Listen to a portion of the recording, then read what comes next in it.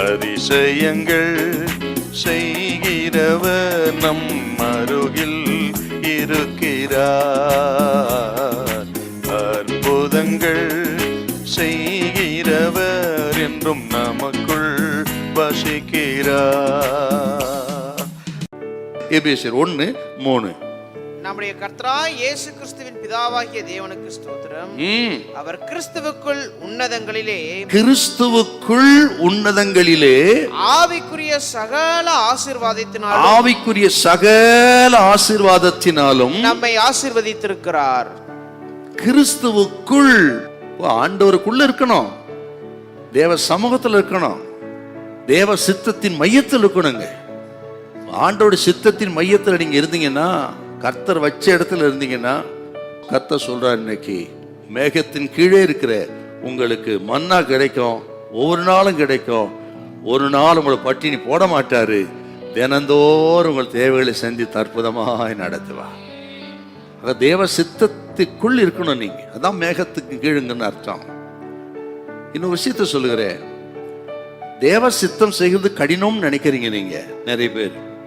தேவ சித்தம் செய்யாததுதான் கஷ்டம். தேவ சித்தப்படி வாழ்ந்தால் நமது வாழ்க்கை எளிதாகத்தான் இருக்கும்.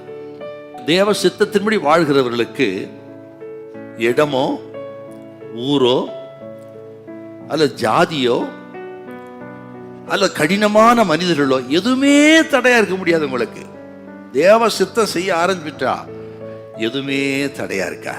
சில திருமண காரியங்கள் வரும் பொழுதெல்லாம் சில பெற்றோர் நினைக்கிறது உண்டு, அப்படி இருந்தா நல்லா இருக்கும், இப்படி இருந்தா நல்லா இருக்கும். தேவ சித்தத்துக்குள்ள இருக்கான்னு பாருங்க. நீங்க தேவ சித்தப்படி இருந்துட்டீங்கன்னா, அந்த மேகத்துக்குள்ள இருந்துட்டீங்கன்னா எந்த தடையுமே இருக்காது உங்களுக்கு. எல்லா தடையும் கர்த்தர் அகற்றுவார். அதுப்பா முக்கியம், தேவ சித்தம் தான்.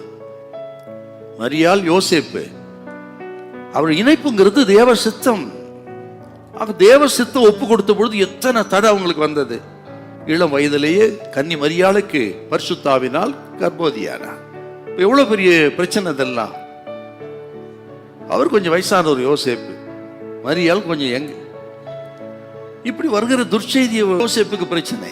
ஆனா இது எல்லாவற்றையும் எது விலக்கி போடுச்சுன்னா, அவன் நீதிமானா இருந்தான் யோசேப்பு. அதான் தேவ சித்தப்படி வாழ்கிற மனுஷனுக்கு அடையாளம். ஆண்டவர் சரியான நேரத்துல தூதனை அனுப்புறாரு. அவன் டவுட்டை கிளியர் பண்ணி அற்புதமாய் நடத்தினார். அற்புத மூர்த்தி இயேசு உலகத்துக்கு வந்தார். இப்போ தேவ சித்தத்துக்குள் இருந்துட்டீங்கன்னா, ஏற்ற இடத்துல தூதனை அனுப்புவார், உனக்கு வாசலை திறப்புவார், உனக்கு உங்க சந்தேகம் எல்லாம் நிவர்த்தியாகும், குழப்பங்கள் விலகும், கலக்கம் மாறும், எல்லாவற்றையும் அவரே பொறுப்படுத்தி நடத்துவார். ஆண்டவர் மூலம் மகிமைப்படுவார். ஹல்லேலூயா, ஹல்லேலூயா.